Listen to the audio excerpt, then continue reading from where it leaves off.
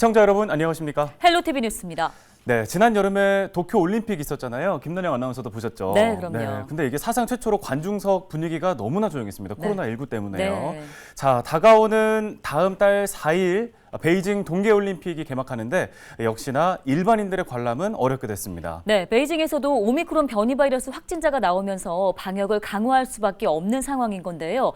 선수들이 머무르게 될 숙소나 부대 시설 역시 외부와 철저히 차단되도록 동선을 관리 중에 있다고 합니다.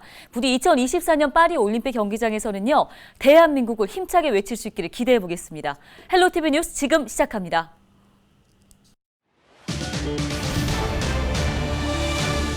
(13일부터) 전부 개정된 지방자치법이 시행됐습니다. 주민 참여와 지방의회 강화가 목적인데 인사권 독립과 관련해 기대와 우려의 목소리가 교차합니다.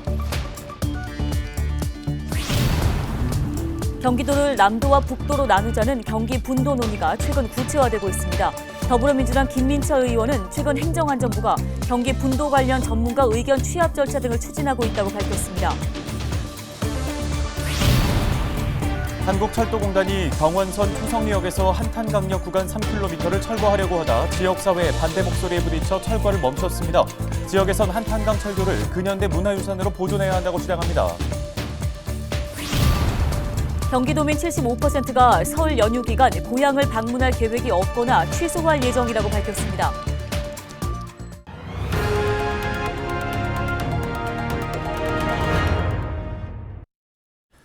오늘의 첫 소식입니다. 13일부터 전부 개정된 지방자치법이 시행됐습니다. 1988년 전부 개정 이후 32년 만인 2020년 12월에 다시 전부 개정됐죠. 네, 주민 참여와 지방의회 강화가 목적인데 인사권 독립과 관련해 기대와 우려의 목소리가 나오고 있습니다. 자세한 소식을 김소영 기자가 취재했습니다.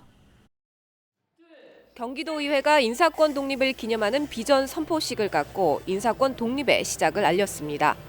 선포식에서는 새로운 인사 독립제도 정착을 위해 도의회와 경기도의 인사 운영 업무 협약식도 진행됐습니다.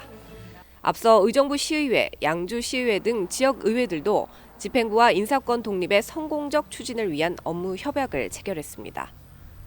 지난 13일 지방자치법 전부 개정으로 32년 만에 지방의회가 처음 인사권을 갖게 됐습니다. 이제 지방의회는 자치분권의 새로운 정기를 시작합니다. 1390만 경기도민의 뜻이 모인 민의 전당으로서 경기도의회는 지방의회의 인사권 독립을 지침돌로 하여 풀뿌리 민주주의의 꽃을 피우겠습니다. 그동안 지방자치단체장에게 있었던 의회 사무처 직원의 인사권은 앞으로 의회 의장에게 있습니다. 의회는 집행부에 대한 견제와 감시라는 의회 본연의 기능에 한층 더 힘을 실을 수 있을 것으로 기대하고 있습니다. 반면 의회 직원 채용의 공정성에 대한 우려의 목소리도 높습니다. 우려되는 점은 아무래도 이제 그 지방의회 의원들이 자신의 선거에 도움을 주는 사람들 위주로 인사를 하게 되면은 능력이나 자질보다는 그런 측면에서 인사를 하게 되면 조금 자질이나 능력에서 조금 벗어나는 인사가 되지 않을까, 그런 긍정적인 요인은 더 강화시키고 그다음에 우려적인 요인은 불식시키는 시민들의 관심과 감시 활동이 필요할 것 같습니다. 32년 만에 전부 개정된 지방자치법이 의회의 역할과 권한 강화라는 취지에 맞게 운영될 수 있을지 관심이 모아지고 있습니다. 헬로티비 뉴스 김소영입니다. 32년 만에 지방자치법 전부 개정으로 진정한 지방자치가 실현된다는 기대가 큰 것 같습니다. 자, 의회 인사권 독립에 초점이 맞춰진 듯 하지만 가장 중요한 건 감시와 견제라는 거죠. 네, 그렇습니다. 32년 만에 독립한 의회가 제 기능을 할 수 있도록 하기 위해선 인사권 독립의 기쁨보다는 의회를 바라보는 주민들의 참여와 관심이 더욱더 필요해 보입니다. 지방의회의 인사권 독립에 따라 의정부시의회가 소속 직원들에 대한 첫 번째 인사를 단행했는데요. 오범구 의정부시의회 의장은 19일 의회 사무국 전입 직원 11명과 승진 2명에 대한 임용장을 교부했습니다. 이번 인사는 지난 13일 개정된 지방자치법이 시행된 이후 경기도 내 지방의회에서는 최초로 실시한 겁니다. 오 의장은 인사권 독립에 맞춰 지방의회의 역할과 기능에 더욱 충실하겠다고 강조했습니다. 지난 18일 오후 9시 42분쯤 양주 옥정동 아파트 공사 현장에서 화재가 발생했습니다. 불은 공사장 외벽에서 불길을 목격한 인근 아파트 주민의 신고로 40여 분 만에 꺼졌는데요. 인명피해는 없었고 공사장 외벽 낙하방지 그물망이 불에 탔습니다. 소방당국은 정확한 화재의 원인을 파악하고 있습니다.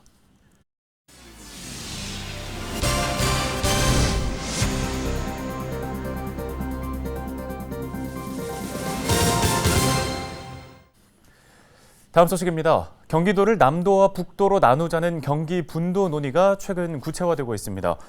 더불어민주당 김민철 의원은 최근 행정안전부가 경기 분도 관련 전문가 의견 취합 절차 등을 추진하고 있다고 밝혔는데요.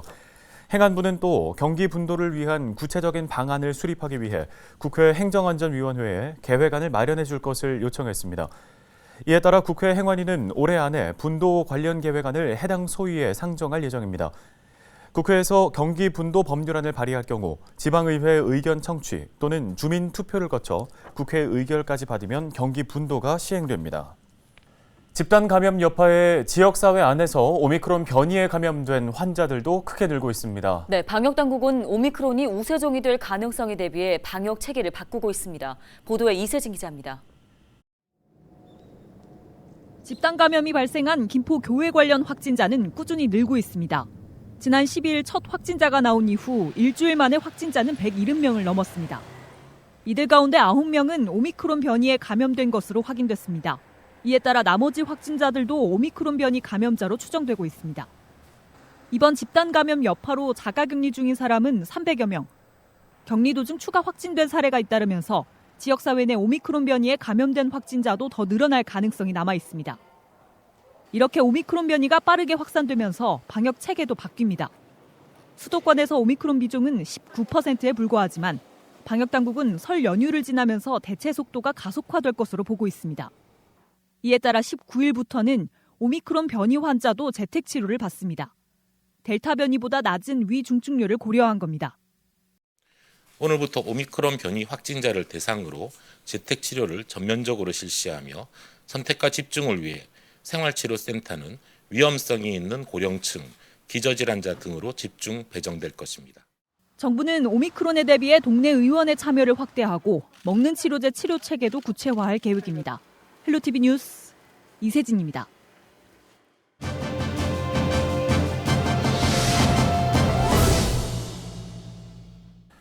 한국철도공단이 경원선 초성리역에서 한탄강역 구간 3km 철거에 나서자 지역사회가 큰 목소리로 반대해 왔는데요. 그 목소리가 닿아 철도공단을 멈췄습니다. 네, 왕교식 전 연천군 의원을 연결해서 관련된 이야기 나눠보겠습니다. 의원님 안녕하십니까? 네, 안녕하세요. 연천군 라이언스 클럽 회장 왕유식입니다. 예, 그동안 경원선 철도와 한탄강 철교 철거를 막기 위해서 국민청원도 노력을 많이 하신 걸로 알고 있습니다. 자, 먼저 한탄강 철교의 역사적 의미에 대해서 좀 짚어볼까요? 일제강점기 1911년 10월 15일 용산 의정부 구간 개통을 시작으로 1912년 7월 지금의 연천역까지 개통된 110년 된 한탄강 철교는 38선 지점에 있으면서 6.25 전쟁 당시에 가장 치열한 전투를 치렀던 곳입니다.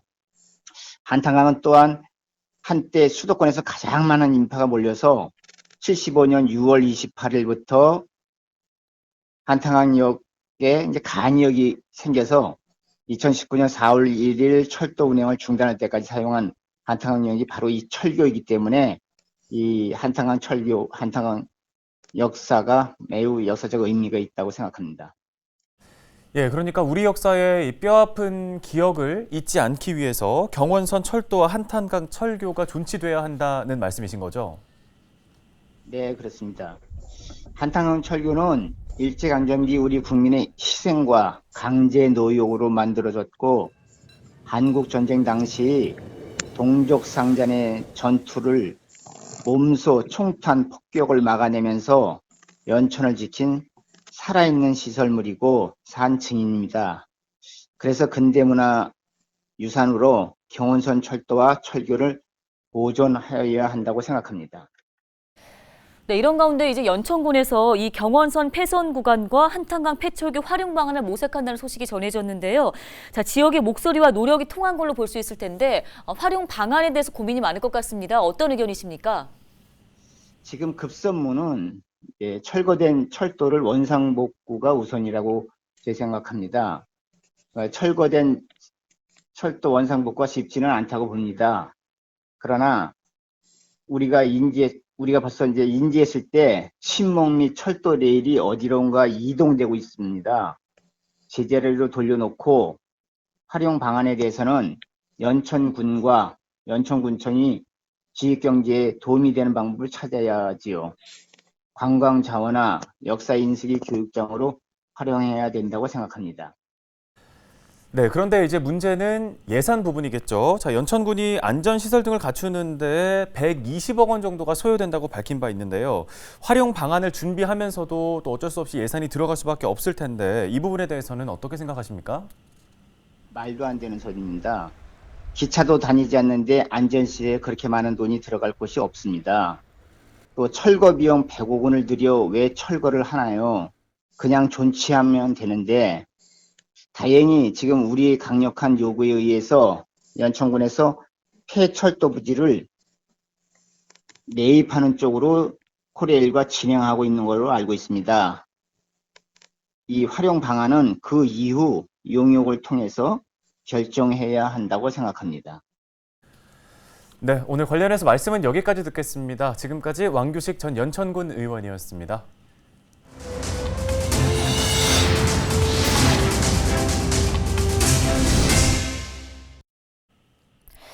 다음 소식입니다. 저희 헬로티비 뉴스는 지난 17일 도봉 면허시험장 이전과 관련해 의정부시 의회 더불어민주당 정선희 의원과 도봉 면허시험장 이전 협약서 공개 파장은이란 제목의 전화 인터뷰를 진행한 바 있습니다. 이에 대해서 의정부시는 해당 인터뷰에 응한 시의원의 주장은 사실에 기인하지 않은 일방적인 주장이라며 정정 보도 요청을 해왔기에 해당 내용을 알려드립니다. 헬로티비 뉴스는 도봉 면허시험장 이전과 관련한 의정부시의 입장을 추가 취재해서 추후 뉴스를 통해 전해드리도록 하겠습니다.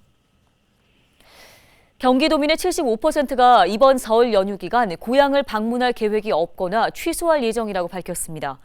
경기도가 지난 15일 도민 1,000명을 대상으로 실시한 여론조사 결과 53%가 설 연휴 기간 고향 방문 계획이 없다고 응답했으며 22%는 취소했거나 취소할 예정이라고 응답했습니다.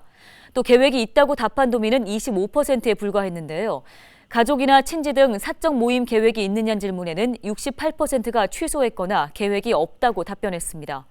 사회적 거리두기 조정안에 대해서는 도민 43%가 현 수준인 6명이면 충분하다고 응답했습니다. 경기도가 지난해 12월 배출가스 5등급 차량 운행 제한 단속을 실시해 19,386건을 적발했다고 밝혔습니다.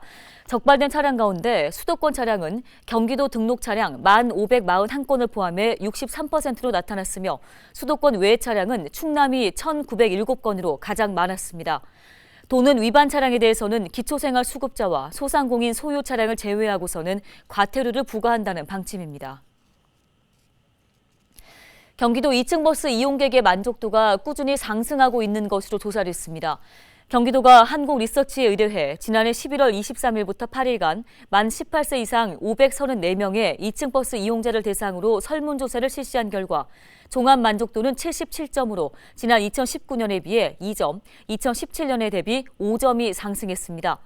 항목별로는 안전성이 83점으로 가장 높고 전반적 만족도는 77점, 운전기사 및 부가 서비스 76점, 내부시설 73점 순으로 나타났습니다. 특히 응답자의 86%는 2층 버스가 출퇴근 시간대에 불편함 해소에 도움이 된다고 응답했으며 95%는 향후에도 이용을 하겠다고 답변했습니다. 연천군이 오는 28일까지 경기도에서 운영하는 농산물 온라인 쇼핑몰 마켓경기 연천장터를 통해 설맞이 할인전을 진행합니다. 마켓경기 연천장터는 동물복지 인증을 받은 유정남부터 무농약 쌀, G마크 인증을 받은 김치와 상황버섯, 꿀과 사과 등 89개의 품목을 선보입니다. 연천장터에서 구매한 연천 농산물은 최대 53%까지 할인받을 수 있습니다. 오늘 저희 헬로티비 뉴스가 준비한 소식은 여기까지입니다. 네, 시청해주신 여러분 고맙습니다.